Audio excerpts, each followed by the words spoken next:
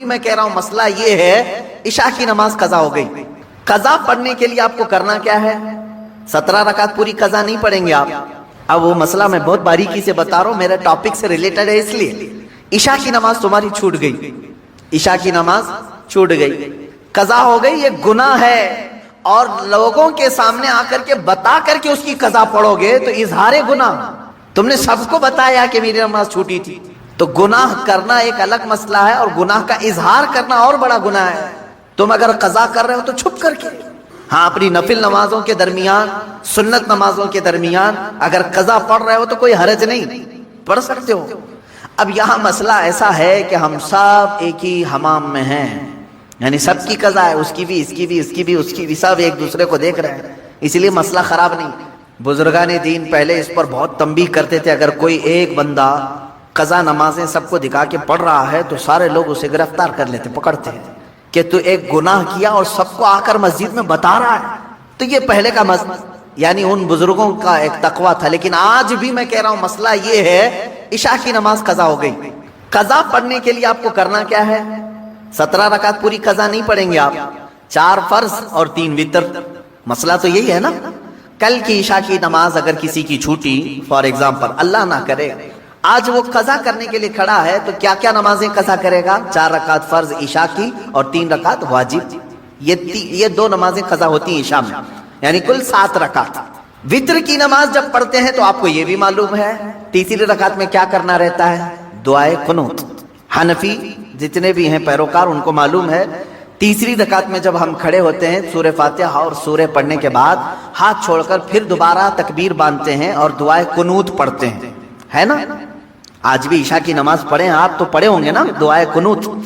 3 واجب الوتر کی جو نماز ہے اس کی آخری رکعت میں دعائے قنوت پڑھا جاتا ہے۔ لیکن جب قضا نماز پڑھ رہے ہیں آپ، کل کی عشاء کی قضا پڑھنے آئے، 4 رکعت فرض پڑھ لیا، کسی کو نہیں معلوم قضا پڑھ لیا آپ نے سنت کی جگہ، 3 رکعت وتر پڑھ رہے تھے، حکم یہ ہے کہ دعائے قنوت کے لیے ہاتھ نہ اٹھاؤ، ورنہ دیکھنے والا سمجھ جائے گا کہ یہ ابھی کی نہیں کوئی دوسری پڑھ رہا ہے۔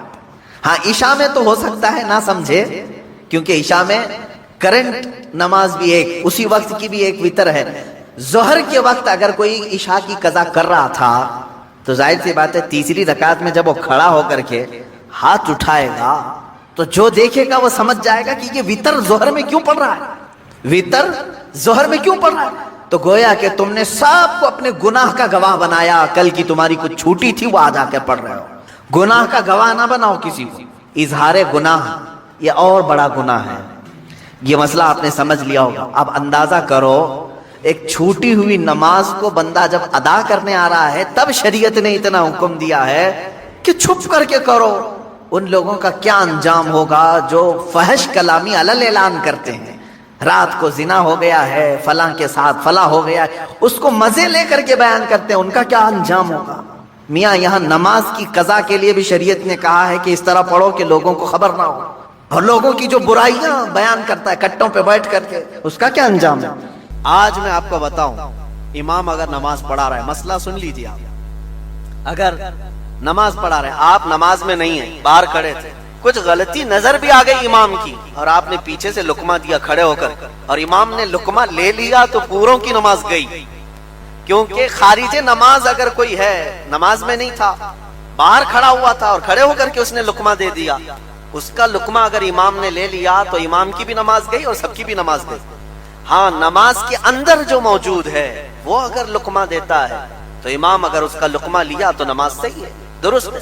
خارج نماز اگر کوئی کہہ رہا ہے، یعنی جیسے میں کھڑا تھا اور سجدے کے بعد دوسری رکعت کے لیے کھڑا ہونا تھا لیکن ہم بیٹھ گئے، یاد نہیں تھا، بیٹھ رہے تھے لیکن باہر کھڑا ہوا کوئی آدمی برابر واچ کر رہا ہوگا، دیکھ رہا ہوگا، اس نے چلا کر کہا اللہ اکبر، وہ نماز میں نہیں تھا، امام کو یاد آیا اور کھڑا ہو گیا دوسرے کی تکبیر سن کر، تو یہ باہر والے کی تکبیر کا لقمہ لے کر اگر امام کھڑا ہوا تو اس کی نماز باطل ختم ہو، اور جو پیچھے تھے بیچارے ان کی بھی نماز گئی، امام کی گئی تو سب مقتدیوں کی گئی۔ یہ مسئلہ میں اس لیے بتا رہا ہوں کہ یہ ہمارا اور آپ کا معاملہ ہے، لیکن مدینے میں وہ صحابہ جو خانہ کعبہ کی بجائے بیت المقدس کی طرف منہ کر کے پڑھ رہے تھے، لیکن پیچھے سے کھڑے ہو کر کے ایک صحابی نے جو نماز میں نہیں تھے انہوں نے پکار کر کہا ہے مسلمانوں قبلہ بدل گیا ہے، بیت المقدس نہیں خانہ کعبہ ہے۔ نماز کی حالت میں غیر نمازی جو خارج نماز اس کا لقمہ یہ صحابہ نے لیا اور نماز کی حالت میں پھر گئے، لیکن کسی کی نماز خراب نہیں ہوئی، کسی کی نماز نہیں ٹوٹی۔ کیوں؟ اس لیے کہ وہ صحابہ فرمان رسول پر عمل کر رہے تھے۔ جب رسول پاک کی اطاعت میں ہے تو وہ عبادت میں ہے۔ یہاں تک کہ ایک آیت ہے 9ویں پارے میں، آپ جب تلاوت ہوگی تو بتاتا ہوں، حضور پاک صلی اللہ تعالی علیہ وسلم ایک صحابی کا نام لے کر پکار رہے تھے، فلاں بن فلاں کہاں ہے؟ وہ نماز میں تھے، وہ نماز میں تھے۔ حضور نے 2 مرتبہ پکارا تو وہ نماز اپنی کمپلیٹ کر کے پھر آئے حضور کے پاس۔ مسئلہ سنیے آپ، جب وہ آئے تو حضور پاک صلی اللہ علیہ وسلم نے پوچھا میں نے تمہیں پکارا، آواز دی، تم کہاں تھے؟ تو انہوں نے کہا یا رسول اللہ نماز پڑھ رہا تھا۔ کہا تمہیں اللہ کا فرمان یاد نہیں؟ یا ایھا الذین آمنوا استجیبوا للہ وللرسول اذا دعاکم، اے ایمان والو جب اللہ اور اس کے رسول بلائیں فوراً حاضر ہو جاؤ۔ صحابی نے پوچھا یا رسول اللہ نماز کی حالت میں بھی، یعنی نماز پڑھ رہا ہوں اس وقت بھی اگر آپ بلائیں تب بھی؟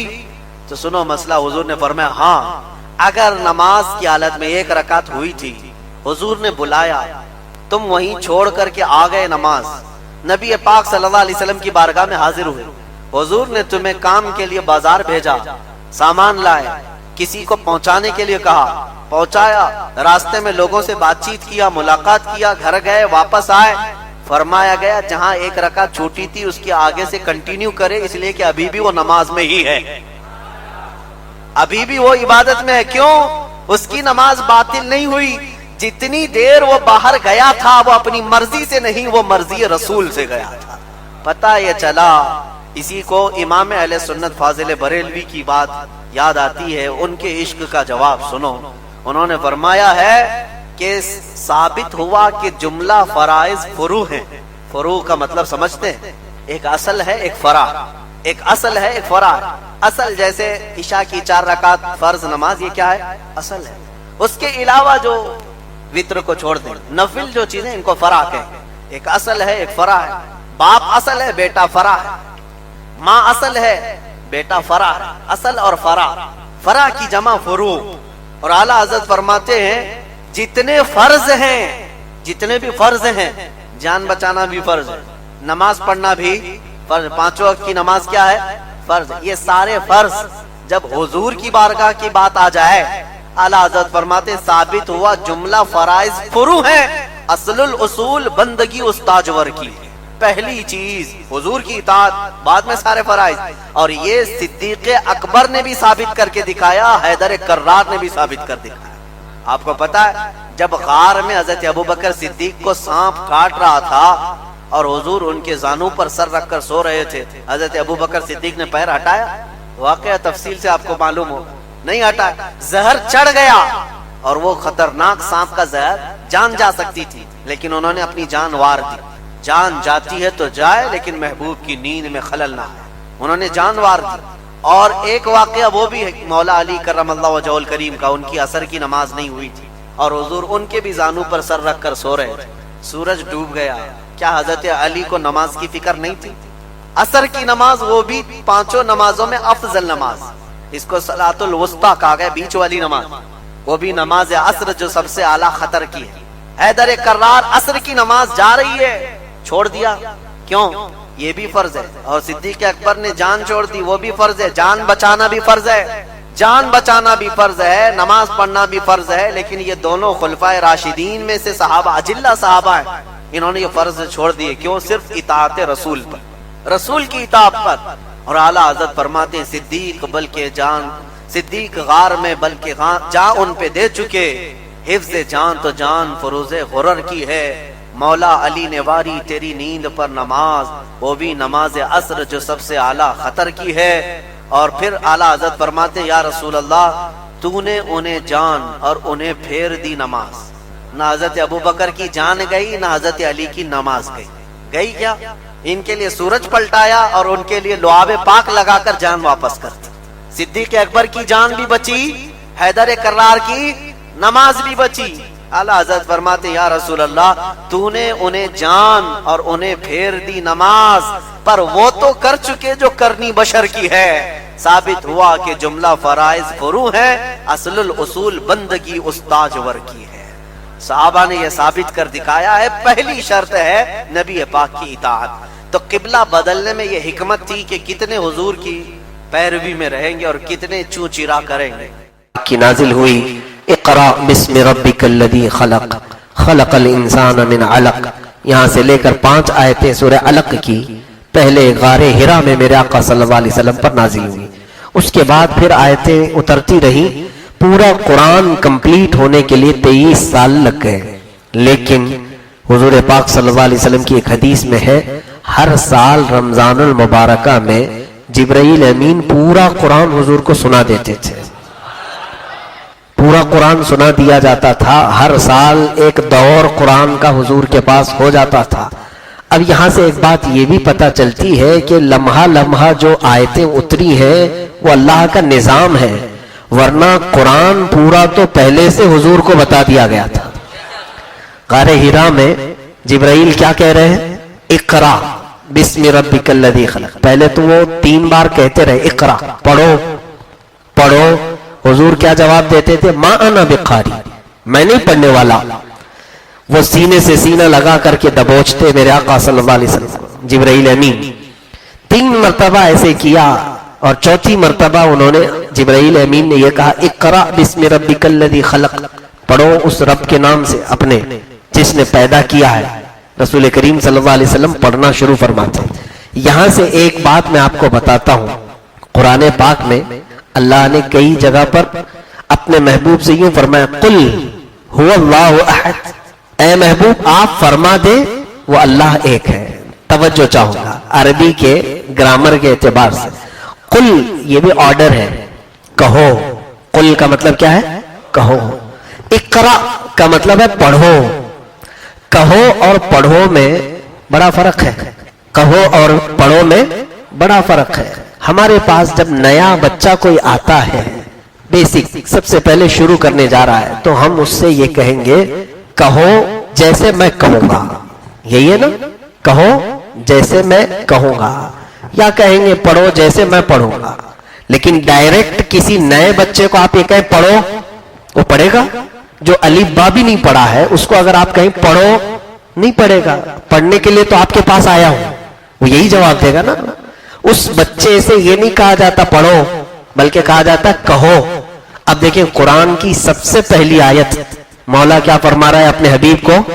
پڑھو، کہو نہیں کہہ رہا ہے، کہو نہیں کہا بلکہ پڑھو۔ یہ پڑھو اس کو کہا جاتا ہے جو پہلے سے پڑھا ہوا۔ اے محبوب ہم نے آپ کو جو پہلے پڑھایا ہے، جب آدم بھی ابھی پیدا نہیں ہوئے تھے، وہ پڑھو جو ہم نے آپ کو پڑھایا ہے۔ اب جیسے دیکھیں اور ایک آیت 3 صفحے میں آئی، 4 صفحے میں قرآن پاک کے پہلے پارے میں وَإِذْ قَالَ رَبُّكَ لِلْمَلَائِكَةِ إِنِّي جَاعِلٌ فِي الْأَرْضِ خَلِيفَةً۔ یاد کرو، اذ کا مطلب ہوتا ہے یاد کرو، جب تمہارے رب نے کہا فرشتوں سے، جب تمہارے رب نے فرشتوں سے کہا کہ میں زمین میں اپنا خلیفہ بنانے جا رہا ہوں، اللہ نے فرشتوں کو جمع کر کے فرمایا تھا، یہ پرانی بات ہے، سارے فرشتوں کو جمع کیا، اللہ نے ان کو یوں کہا کہ میں زمین میں اپنا ایک خلیفہ بناؤں گا۔ آدم علیہ السلام کو پیدا کرنے سے پہلے کی بات ہے۔ تو فرشتوں نے کیا کہا کہ اے مولا ہم تیری تسبیح بیان کرتے ہیں، تیری پاکی بولتے ہیں، تو تیری زیادہ حمد ہم بیان کرتے ہیں، ایسے کو تو خلیفہ بنا رہا ہے جو دنیا میں جائے گا، قتل و غارت کرے گا، خون ریزی کرے گا، گناہ کرے گا۔ تو یہاں 2 چیزیں ملتی ہیں، پہلے یہ سنیے، میں عقیدے کی طرف آپ کو لے کر کے چلوں گا۔ اللہ نے فرمایا وَإِذْ قَالَ رَبُّكَ، یاد کرو اے محبوب جب تمہارے رب نے فرشتوں سے کہا۔ کب فرشتوں سے کہا؟ آدم کو پیدا کرنے سے پہلے، اور محبوب کو کہہ رہا یاد کرو وہ بات جو اس وقت ہوگا تبھی تو یاد کرے گا۔ اسی لیے میرے آقا نے سچ فرمایا كُنْتُ نَبِيًّا وَآدَمُ بَيْنَ الْمَاءِ وَالطِّينِ، میں اس وقت بھی نبی تھا جب آدم علیہ السلام مٹی اور پانی کے بیچ میں تھے، ابھی ان کو گوندا بھی نہیں گیا تھا جب بھی میں نبی تھا، یہ رسول کریم صلی اللہ علیہ وسلم نے فرمایا۔ اچھا، اور دوسری بات، آدم علیہ السلام کو پیدا نہیں کیا گیا، ابھی پیدا نہیں کیا گیا، اور فرشتوں کو بات چل رہی ہے ابھی. اللہ فرما رہا ہے میں پیدا کرنے جا رہا ہوں. تو فرشتوں نے کیا کہا؟ ایسے کو تو خلیفہ بنائے گا جو دنیا میں جا کے قتل و غارت کرے گا. فرشتوں کو کیسے معلوم؟ فرشتوں کو کون بتایا کہ انسان دنیا میں آ کر قتل و غارت کرے گا، گناہ کرے گا، خون ریزی کرے گا؟ عزیزان گرامی، یہ وہ فرشتے ہیں جو پوری حیات میں قیامت تک ایک بار میرے مصطفیٰ کی حاضری کے لیے نمبر لگاتے ہیں. ملائکہ کو پوری زندگی میں ایک بار میرے آقا کے پاس آنے کی اجازت ہے. جو فرشتہ حضور کے پاس ایک بار آیا قیامت تک اس کی باری دوبارہ نہیں آئے گی. فرشتے رسول کریم صلی اللہ علیہ وسلم پر نچھاور ہونے کو تیار ہیں. ان فرشتوں کو اتنا معلوم ہے کہ آدم کے پیدا ہونے سے پہلے وہ کہہ رہے ہیں کہ زمین میں جا کر وہ قتل و غارت کریں گے. یہی تو علم غیب ہے. فرشتوں کو وہ علم غیب ہے تو ان کے آقا و مولا روحی فدا صلی اللہ علیہ وسلم کے علم کا حال کیا ہے؟ عزیزان گرامی، میں چند تفسیریں عرض کروں گا. ویسے ایک ایک آیت میں ہمارا عقیدہ پنہاں ہے، موجود ہے. بات طویل ہو جائے گی. ہم نے آج سورہ فاتحہ کے بعد سورہ بقرہ کی تلاوت شروع کی. سورہ بقرہ میں اتنے مفہوم ہیں، اتنے معنی ہیں کہ خود احادیث کریمہ سے ملتا ہے. پورے قرآن میں جو کچھ بھی ٹاپکس آئے ہیں وہ سب کے سب سورہ بقرہ میں جمع کیے گئے. پورے قرآن کا نچوڑ سورہ بقرہ میں ہے، اور پورے سورہ بقرہ کا نچوڑ سورہ فاتحہ میں ہے. اسی لیے سورہ فاتحہ کو ام الکتاب کہا جاتا ہے. ام الکتاب. سورہ فاتحہ کو فاتحہ بھی کہتے ہیں، شافیہ بھی کہتے ہیں. سورہ فاتحہ کی تقریباً 19 نام ہیں. کافیہ بھی کہتے ہیں. ایک نام تو سورہ فاتحہ کا شفا ہے، یعنی سورہ فاتحہ اگر کسی بھی مرض پر پڑھ لی جائے وہ شفا ہے. ایک صحابی تھے، راستے پہ چل رہے تھے، کسی کو بہت بڑی تکلیف تھی، الجھن تھی. تو صحابہ اکرام موجود تھے. ان میں سے ایک صحابی نے کچھ پڑھا اور ان پر پھونک دیا. ابھی پھونکنے کا کوئی آرڈر آیا نہیں تھا، انہوں نے اپنے سے کر لیا. حضور صلی اللہ علیہ وسلم نے بتایا نہیں تھا اس طرح سے. پھونک دیا اور وہ صحیح بھی ہو گئے. لیکن صحابہ ہر عمل کو حضور سے پوچھتے تھے. واپس آئے، صحابہ نے پوچھا یہ تم نے کیا کیا؟ اس مریض کے ساتھ تم نے کیا کیا؟ چلو حضور صلی اللہ علیہ وسلم کے پاس. میرے آقا صلی اللہ علیہ وسلم کے پاس لایا گیا. حضور نے پوچھا تم نے کیا پڑھا اور کیا پھونک دیا؟ انہوں نے کہا میں نے سورہ فاتحہ پڑھا اور پھونک دیا، وہ صحیح ہو گیا. میرے آقا صلی اللہ علیہ وسلم مسکرائے اور دوسرے صحابہ سے فرمایا کیا تمہیں معلوم نہیں سورہ فاتحہ کا ایک نام شافیہ بھی ہے، شفا دینے والی؟ میرے اس صحابی نے جو کیا وہ بالکل صحیح کیا. یعنی سورہ فاتحہ بیماریوں کے لیے شفا بھی ہے. وظیفہ یاد رکھ لیں، مجھے ہمارے بزرگوں کی طرف سے اجازت شدہ لکھ کر کے بھی ملا ہوا ہے کہ کیسا ہی عظیم مرض ہو آپ اپنے ہاتھ میں پانی لیں، 72 مرتبہ سورہ فاتحہ ایک بیٹھک میں پڑھیں. 72 ٹائمز 72 مرتبہ سورہ فاتحہ پڑھ کر آپ دم کر کے رکھ لیں. چاہے جیسے بھی مرض میں ہو وہ پانی پلائیں، انشاءاللہ شفا ہوگی. اللہ نے چاہا تو بڑے عظیم امراض سے بھی شفا مل جائے گی. اللہ شفا عطا فرمائے گا. سورہ بقرہ دوسری یہ سورہ ہے ترتیب کے اعتبار سے. بقرہ کا مطلب ہوتا ہے گائے. گائے کے نام سے پوری سورہ آئی. اب پھر گائے کا ذکر کرنے میں لوگ ڈرتے ہیں. کیوں ڈریں گے ہم؟ قرآن کی پہلی دوسری سورہ گائے کے نام سے ہے. گائے کا ذکر آیا ہے لیکن وہ الگ انداز میں آیا ہے. گائے کی پوجا کے اعتبار سے ذکر نہیں آیا ہے، اس کو کاٹنے کے لیے آیا ہے. کاٹنے کے اعتبار سے ذبح ہوئی تھی، لیکن کس لیے؟ کھانے کے لیے نہیں. جو قرآن پاک میں ہے وہ میں بتا رہا ہوں. ہوا یہ تھا کہ بنی اسرائیل میں ایک شخص کا قتل ہو گیا تھا. قتل ہو گیا تو لوگ اس کے جو خاندان والے تھے سب موسیٰ علیہ السلام کے پاس آئے. بڑا مالدار شخص تھا، پیسے والا تھا، لیکن کسی نے مرڈر کر دیا. آئے موسیٰ علیہ السلام کے پاس، کہا کہ اس کا قاتل ڈھونڈ کر کے بتائیے کون مارا ہے، معلوم نہیں. یعنی اس وقت بھی لوگ غیب کی باتیں پوچھنے کے لیے نبیوں کے پاس آیا کرتے تھے. قاتل کون ہے یہ معلوم کرنے کے لیے موسیٰ علیہ السلام کے پاس آئے. سیدنا موسیٰ علیہ السلام نے رب ذوالجلال کی بارگاہ میں یہ معاملہ رکھا کہ مولا میری قوم آئی ہے میرے پاس، میں ان کو قاتل کیسے بتاؤں؟ کہ جو مرا ہے اس کو قتل کس نے کیا؟ اللہ تعالیٰ کی طرف سے حکم آیا. ایک بات یاد رکھیں، اللہ تعالیٰ کے ہر حکم میں حکمت ہوتی ہے، بندے کے سمجھ میں آئے نہ آئے. مسلمان کا معنی بھی یہی ہوتا ہے، سر جھکا لینا. یہ مت پوچھو کہ کیوں یہ حکم دیا جا رہا ہے، یہ ہمارا کام نہیں ہے. اللہ نے فرمایا رکوع کرو، تم یہ مت پوچھو ایسا رکوع کیوں کیا جاتا ہے، الٹا کیوں نہیں کیا جاتا. یہ حکمت تمہارے جاننے کی ضرورت نہیں، وہ اللہ بہتر جانتا ہے.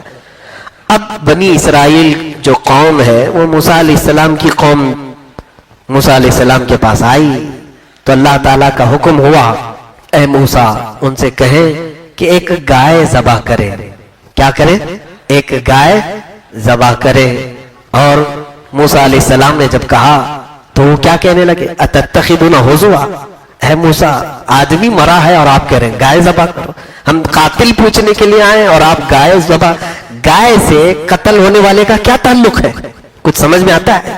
نہیں سمجھ میں آ رہا ہے. مثال کے طور پر اگر کوئی میرے پاس آیا، آنکھ میں درد ہو رہا ہے، بہت تکلیف ہو رہی ہے، اگر میں اس کو چپل دے دوں تو وہ غصے میں آ جائے گا.